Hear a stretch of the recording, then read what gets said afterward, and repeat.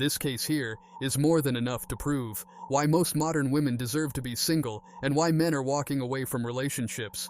A billionaire's wife has an affair with a male stripper, and this most shameful of cuckoldry inevitably falls on the head of the NBA's nicest guy. Since becoming a couple with Amy in 1994, Duncan has given her nothing but undivided love. One reason Duncan waited until after college to enter the NBA draft was to honor his mother's wishes, and also to spend his college years alongside his girlfriend. Even after entering the glamorous NBA, Duncan remained a hopeless romantic. In 2000, the Orlando Magic tried everything to recruit Duncan. But because Coach Rivers prohibited players from bringing girlfriends on the team plane, Duncan chose to forego a 6-year, $68 million mega contract to stay with the more compassionate Spurs. A year later, Duncan and Amy officially got married. Amy didn't want to idle at home like other NBA wives. Duncan, supporting her, not only helped her return to her medical career, but also established a medical foundation and entrusted its management to Amy. Little did he know that this substantial fund would become the catalyst for their divorce. In 2012, Duncan suddenly realized something was off with his wife. Every time he came back from an away game and sought affection from his wife, she would make excuses to refuse. Initially, Duncan thought his wife was just tired.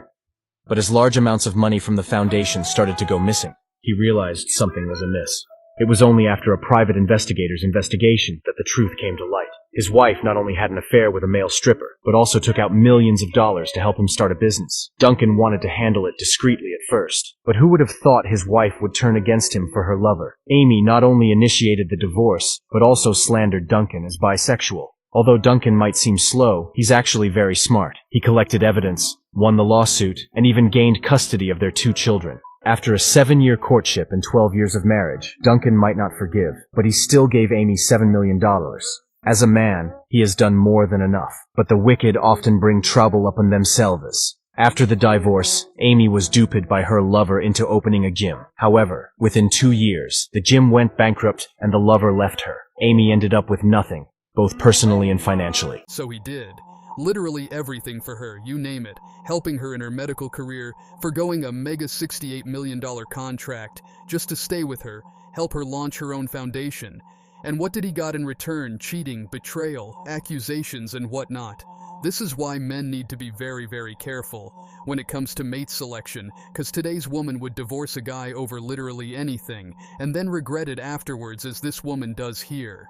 You need to get your own life. You need to cleave away from your husband, cleave away from your children. You're not just the grandma. You're not just the wife. Well, I did it. Here I am on my new bed, my princess bed. And you know what? I felt free. I felt so excited for the first time in years. I don't know, things aren't going that great. I miss my family. I miss being a family. Maybe it's worth just staying miserable if you get your family. So first, she leaves everyone in her life behind for her own selfish gains, and then she is crying over the same people she herself left. Make it make sense. And if you think she is the only one, then watch this girl here. Here's this. These are papers for her divorce. And it's very sad. I don't understand how. 8 years of trying my best to love somebody and fight for them and put up with so much abuse and just be wiped out with little papers. It's not easy.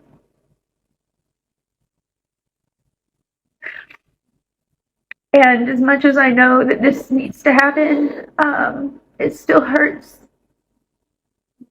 Because I never wanted this. I actually did love him.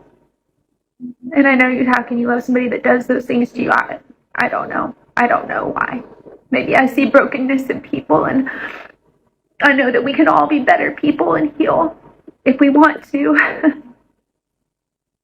I'm sad. It's this. This is the dreams that I had for us as a family and as husband and wife. And these little pieces of paper, little flimsy pieces of paper, can break and end something that's so strong in somebody's heart. And it's hard.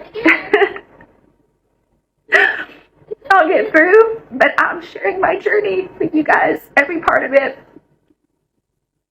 Just so you know that you're not alone, and you guys make me feel not alone. So, here goes. No one is forcing you to file those pieces of paper. You willingly are making a life-altering decision, and you have to live with its consequences. And if you truly loved your husband, then you won't have been making this video and holding those papers. The truth is, you wanted to threaten him with divorce, so he would accept all of your needy demands. Watch this.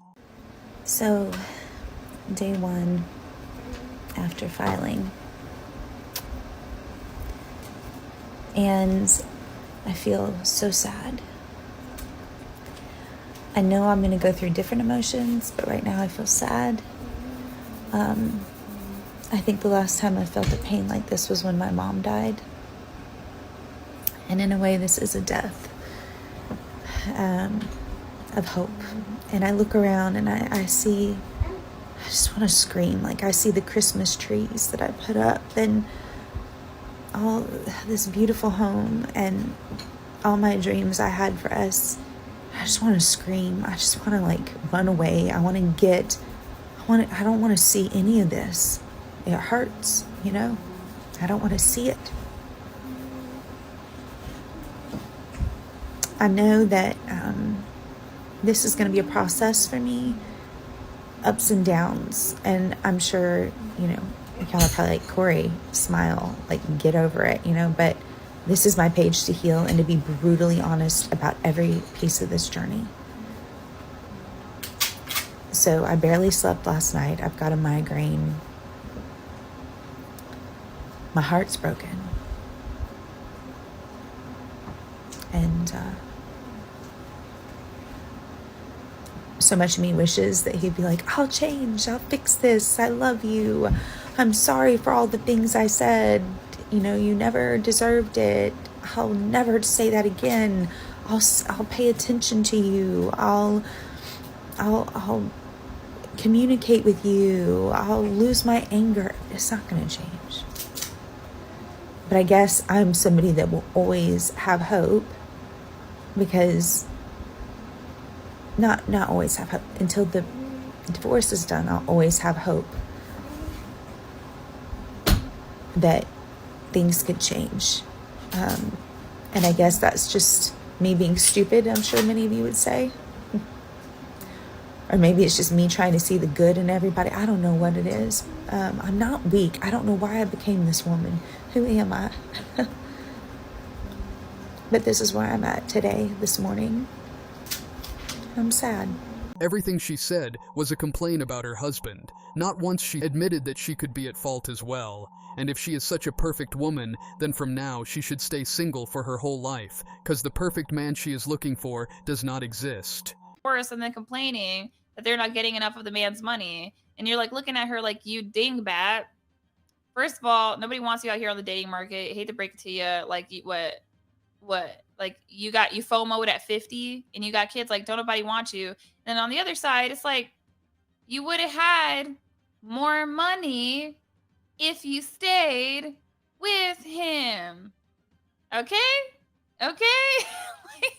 If you file for divorce and you don't get a payout, the only people that are going to be advocating for you and being like, no, you need to take him, sis. Get him for everything. Like, those are some toxic women. Like, probably narcissistic women.